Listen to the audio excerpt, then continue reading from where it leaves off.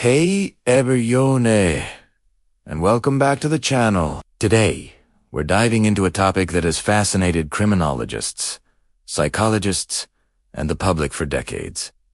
Serial killers. We see them in movies and TV shows, but the reality is often far more complex and, frankly, more mundane than what Hollywood portrays. So, let's separate fact from fiction and explore some of the most surprising truths about these individuals. First off, let's clear up a huge misconception. The evil genius trope. Think Hannibal, Lecter brilliant, sophisticated, and always 10 steps ahead. The truth is, most serial killers are not geniuses. According to studies by the FBI and other researchers, the average IQ of a serial killer is just that.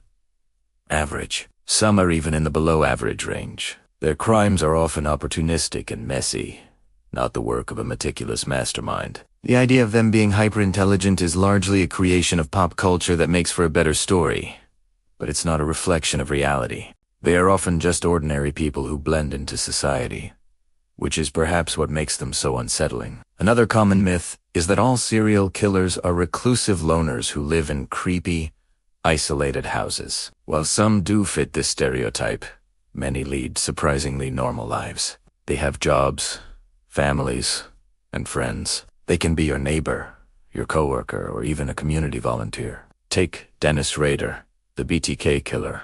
For example, he was a church council president and a Boy Scout troop leader. Gatti Ridgway, the Green River Killer, was married multiple times and was a long-haul truck painter. Their ability to compartmentalize their lives and maintain a public facade of normalcy is a key part of how they evade capture for so long. It's this mask of sanity that can be the most chilling aspect of their psychology.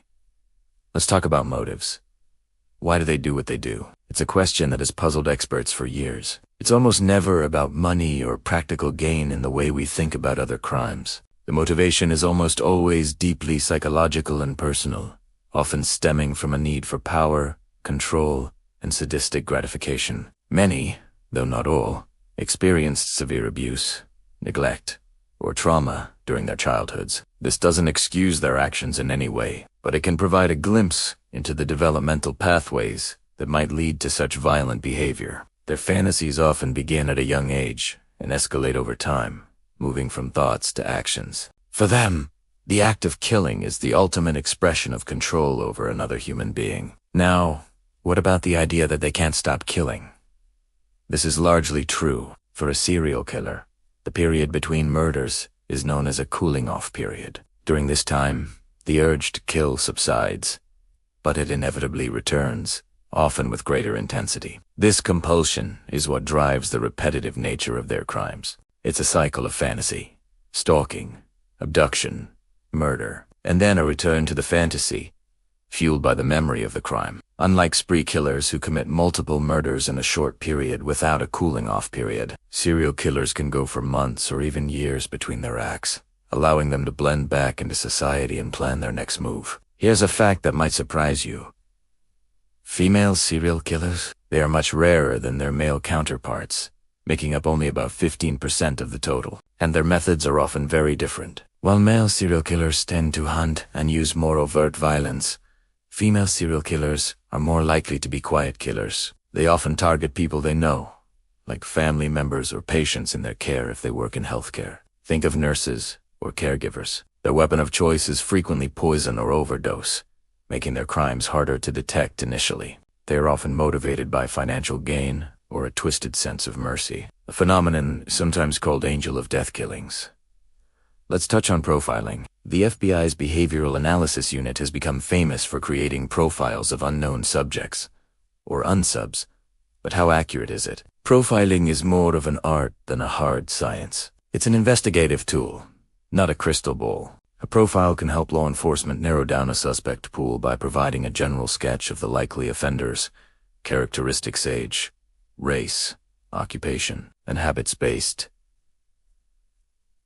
on evidence from the crime scene. However, profiles can sometimes be wrong and even lead investigators down the wrong path. The most effective tool in catching serial killers isn't a clever profile. It's good old-fashioned police work, tips from the public, and increasingly, advancements in forensic science like DNA technology. Speaking of DNA, it has been the single biggest game changer in solving both new and cold cases. Cases that were dormant for decades have been cracked open thanks to genetic genealogy, where investigators use public DNA databases to find relatives of a suspect and build a family tree. TC's OD, Golden State Killer, Joseph James Donjallo, was finally caught after more than 40 years. This technology has brought justice and closure to countless families who had lost all hope. It's a powerful reminder that even after so many years, the truth can still come to light. Another point to consider is the so-called serial killer signature.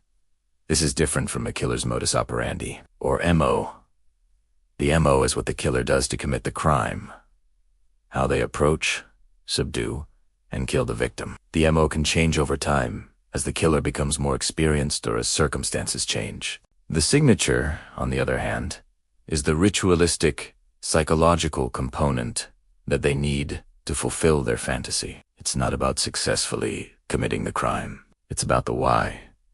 It could be a specific type of mutilation, posing the body, or taking a souvenir. This signature remains consistent across their crimes because it's deeply rooted in their psyche. Did you know that the golden age of serial killers is considered to be the 1970s and 80s? The number of active serial killers in the United States was at its peak during this time. There are a few theories as to why. It was a pre-DNA era.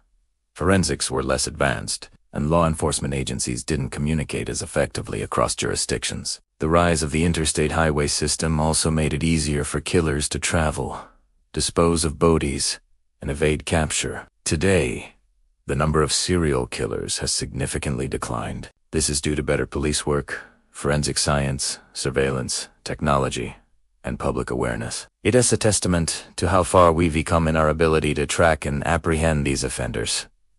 Finally, it's crucial to remember the victims. It's easy to get caught up in the morbid curiosity surrounding the killers themselves, their psychology, their methods, their twisted stories. But behind every one of these cases are real people whose lives were tragically cut short. They had families, friends, dreams, and futures. When we discuss these topics, it is important to do so with respect and to focus on seeking justice for them and providing support for their loved ones. If you or anyone you know is struggling with difficult thoughts or feelings, please know that help is available. Reaching out to a mental health professional or a crisis hotline can make all the difference. We'll leave some resources in the description below. And that's a wrap on some of the fascinating and often misunderstood facts about serial killers. It's a dark subject, but understanding the reality behind the myths is the first step toward better prevention and investigation. What fact surprised you the most? Let me know in the comments below. Thanks so much for watching, and if you found this video interesting, don't forget to hit that like button and subscribe for more deep dives. We'll see you in the next one.